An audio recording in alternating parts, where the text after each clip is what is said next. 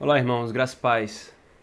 Queridos, nós vamos dar continuidade ao nosso estudo da pergunta 160 do Catecismo Maior, especificamente ao estudo sobre a doutrina de como ouvir a palavra de Deus, a palavra pregada do nosso Senhor. Nós já caminhamos por 2 estudos. A pergunta que expõe essa doutrina está dividida exatamente nessas 3 partes: como ouvir antes da pregação, como ouvir durante a pregação e como ouvir depois da pregação. E em tudo isso nós vimos desde o princípio o quão fundamental é esse ponto doutrinário, pela importância que a pregação da palavra tem no contexto do Pacto da Graça, como meio pelo qual Deus administra e aplica as bênçãos e os benefícios do Pacto da Graça adquirido por Cristo. Por isso nós vimos que é fundamental o como ouvir a pregação da palavra em toda a nossa caminhada como povo de Deus. Eu já faço uma observação, se porventura ouvir algum barulho de trovão aqui, é que hoje está chovendo, irmãos, então é por isso. Queridos, nesse sentido então, a pergunta ela continua, eu vou lê-la toda novamente, como fizemos da última vez, mas nós só nos deteremos na exposição da última parte da pergunta, que diz: o que é exigido dos que ouvem a palavra pregada? Resposta: exige-se dos que ouvem a palavra pregada que atendam a ela com diligência, preparação e oração, que comparem com as Escrituras aquilo que ouvem, que recebam a verdade com fé, amor, mansidão e prontidão de espírito, como a palavra de Deus, e que meditem nela e conversem a seu respeito uns com os outros, que a escondam no seu coração e produzam os frutos devidos no seu procedimento. No tocante, então, irmãos, à pregação da palavra, ao ouvir, por assim dizer, a pregação da palavra depois em que ela é pregada, a Escritura Sagrada nos destaca 4 posturas ou 4 práticas envolvidas com esse depois. A primeira é a meditação, a segunda é a conversação, a terceira é a memorização ou o esconder, o guardar no coração, e a última é o praticar, a prática do que foi ouvido. Então vamos ver cada uma dessas coisas, irmãos, na palavra de Deus, como que da palavra nós temos essas verdades, essas orientações para nós. Primeiro, por exemplo, quanto à meditação, vejamos Hebreus capítulo 2, o autor dos Hebreus, ele convencendo os seus leitores, judeus cristãos, a perseverarem na caminhada com Cristo e não retornarem aos rudimentos do judaísmo sem Cristo, ele diz, Hebreus 2:1, por esta razão, importa que nos apeguemos com mais firmeza às verdades ouvidas, para que delas jamais nos desviemos. E aqui é interessante, irmãos, ver que os nossos pais utilizaram esse texto como o texto que nos ensina esse princípio do meditar, porque o apegar-se à palavra que nós ouvimos, que o autor está se referindo aqui, envolve exatamente fazer com que ela esteja sendo ruminada em nosso coração. Haja uma meditação contínua. A meditação, irmãos, diziam os puritanos, ela é como exatamente um ruminar. Assim como a vaca e outros animais, para digerir o seu alimento, eles comem uma primeira vez, depois regurgitam e mastigam, né? E esse processo de ir e voltar é a ruminação. Assim também um crente precisa fazer com a pregação da palavra ou com a própria palavra de Deus. O simples ouvir ou conhecer e ler a Escritura Sagrada não traz os benefícios que a etapa seguinte nos chama, que é a meditação. A meditação, comparada com o conhecer simplesmente, é como a luz de uma vela comparado com o sol. Conhecer a verdade é como acender uma luz de uma vela num quarto escuro. Mas meditar numa verdade, fazendo com que aquilo que foi aprendido desça até o meu coração e do meu coração para as minhas obras, para as minhas atitudes, é como abrir a janela desse quarto e a luz do sol entrar poderosamente iluminando tudo naquele quarto. Então meditar, irmãos, na palavra pregada é fundamental no processo de tirar proveito piedoso da pregação da palavra. Ainda, irmãos, o nosso Senhor Jesus Cristo fala em Lucas capítulo 9, versículo 44. Lucas 9, versículo 44, ele diz: fixai nos vossos ouvidos as seguintes palavras: o Filho do Homem está para ser entregue nas mãos dos homens. Aqui, irmãos, Jesus está predizendo, está anunciando para os discípulos a sua morte, que se aproximava, né? Ele seria entregue aos homens. Aí alguém pode falar assim, mas isso aqui é apenas para o contexto dos judeus. Não, irmãos, não é apenas para o contexto dos discípulos. A morte de Cristo, a sua obra é a essência do Evangelho e todo o povo de Deus tem que fixar nos ouvidos tais palavras. Ele diz explicitamente, fixai nos vossos ouvidos as seguintes palavras. E essa fixação, irmãos, ela é feita por meio da meditação. É pela meditação que a palavra do Senhor, o Evangelho, a obra de Cristo é fixada em nossos ouvidos. Isso é feito, irmãos, né? Esse processo de meditação, de uma forma prática, ela é feita quando, por exemplo, enquanto o sermão está sendo pregado, você toma nota, ao menos dos pontos, ou dos principais argumentos, ou das aplicações que o pregador e o expositor, né, traz para nós naquela ocasião. Quando, durante a semana, nós retomamos aquela verdade na minha devocional privada, por exemplo, eu vou e retomo as minhas anotações ou algum ponto específico que o pregador, o expositor trouxe daquela porção da Escritura Sagrada. Então é assim, irmãos, de uma forma prática que nós meditamos, levantando perguntas sobre aquilo, como que o meu coração corresponde àquilo que está sendo falado na pregação, ou como que o meu coração está longe daquilo que está sendo falado, até que ponto aquilo se aplica a mim. É um esforço constante de fazer com que aquela verdade que está sendo exposta seja trazida para o meu coração e a minha vida. A segunda questão, então, irmãos, a segunda prática depois de ouvir a pregação, envolve a conversação, o conversar sobre a palavra que foi pregada. E esse princípio, irmãos, já foi posto para nós lá na Antiga Aliança, no livro da Lei, a igreja no Antigo Testamento, em Deuteronômio capítulo 6, versículo 6 e 7. É um texto basilar e fundamental no tocante à educação dos filhos, à instrução e ao discipulado deles. E ainda que diretamente trate sobre isso, indiretamente nos mostra o princípio que está por trás aqui. Versículos 6 e 7. Estas palavras que hoje te ordeno estarão no teu coração. Tu as inculcarás a teus filhos e delas falarás assentado em tua casa, andando pelo caminho e ao deitar-te e ao levantar-te. Ainda, irmãos, antes de nós vermos algumas questões práticas, veja, o princípio ficou claro aqui em Deuteronômio. Nós temos que conversar sobre a palavra de Deus a todo tempo, aproveitar as oportunidades para que ela esteja em nosso coração.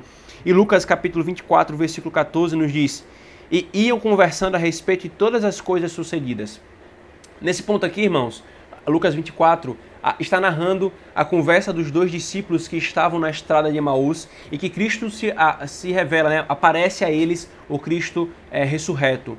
E nesse sentido aqui, irmãos, o texto sugere, e a dinâmica da narrativa dá essa ideia, de que é como se eles simplesmente estavam conversando sobre os fatos, como quem conversa sobre os noticiários. E embora seja externamente isso, mas o que está implícito aqui, irmãos, é que eles vinham conversando.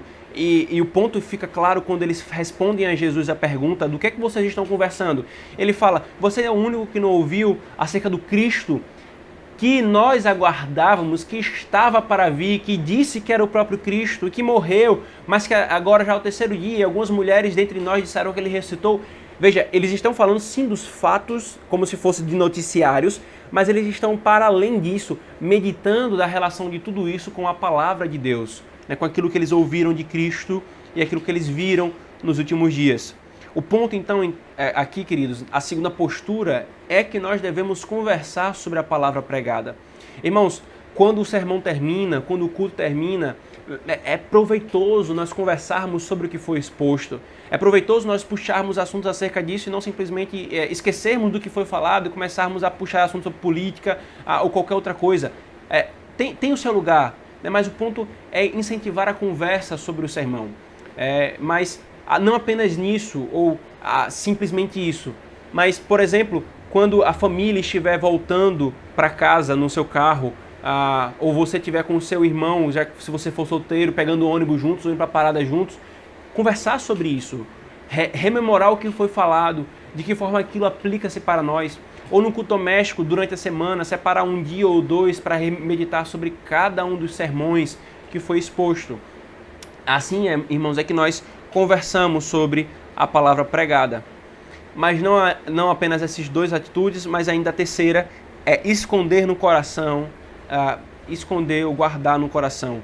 Vejamos, por favor, irmãos, o Salmo 119, versículo 11. Salmo 119, versículo 11. Diz assim, queridos: guardo no coração as tuas palavras para não pecar contra ti. Guardo no coração as tuas palavras para não pecar contra ti. E Provérbios capítulo 2, versículo 1 e o versículo 6. Filho meu, se aceitares as minhas palavras e esconderes contigo os meus mandamentos, versículo 5, então entenderás o temor do Senhor e acharás o conhecimento de Deus. Queridos, explicitamente o Senhor chama o seu povo a esconder a sua palavra no seu coração. Ora, a palavra escrita ela deve ser escondida e também a palavra pregada. De que forma? Quando nós memorizamos o texto que foi exposto, ou a ideia do texto, quando nós meditamos e memorizamos as partes daquele texto, de tal forma que, se qualquer pessoa nos perguntar o que é que aquele texto nos ensina, nós conseguiremos falar de uma forma clara. Esse texto ensina isso, isso e isso. É esconder no coração tais verdades, irmãos. E por que é fundamental a memorização da Escritura, a memorização das verdades expostas? Porque quando a tentação vier e quando a provação vier, irmãos, são estas coisas que nos consolarão. É isso que o Espírito usará para nos consolar direta e imediatamente. Queridos, é fundamental esconder a palavra do Senhor em nosso coração. E por último, irmãos, como o culminar de todas essas questões que são expostas aqui, o Senhor nos fala sobre praticar o que nós ouvimos. De nada vale meditar, de nada vale conversar sobre, de nada vale memorizar ou esconder no coração se isso não levar à prática. Os hipócritas fazem todas essas três primeiras coisas, ou podem fazer essas três primeiras coisas, mas o que distingue um hipócrita de um crente verdadeiro é a prática. É empenhar-se por não apenas fazer aquilo que parece ser externamente mais fácil, mas aquilo que vai no fundo do nosso coração, que é a prática, que é o viver o que foi ouvido. Pensar como que aquilo vai afetar a minha vida hoje e amanhã, quando começar a continuar a semana. E o Senhor nos mostra isso, irmãos. Lucas, vamos ver, é abundante a ênfase disso na Escritura Sagrada, e vamos ver apenas alguns textos. Lucas 8, versículo 15. A que caiu na boa terra são os que, tendo ouvido de bom e reto coração, retém a palavra, e veja, o retém a palavra envolve o esconder no coração. Estes frutificam com perseverança. Veja que o processo vai levar a ouvir a palavra, reter a palavra e o frutificar aquilo que foi ouvido. Produzir os frutos daquilo que foi ouvido. Ainda, irmãos, no versículo 21 desse mesmo capítulo, Lucas 8, 21, ele, porém, lhe respondeu: minha mãe e meus irmãos são aqueles que ouvem a palavra de Deus e a praticam. Percebe, irmãos? O Senhor espera do seu povo que nós ouçamos a palavra de Deus, esse é o ponto, nós devemos ouvir, mas vem o seguinte, e praticar. Estes são os bem-aventurados.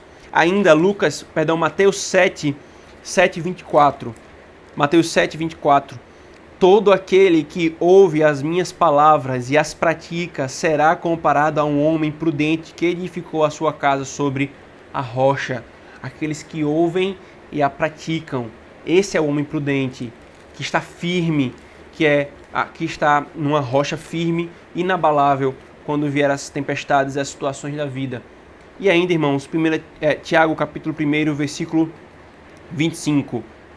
Mas aquele que considera atentamente na lei perfeita, vamos ler o 22 também.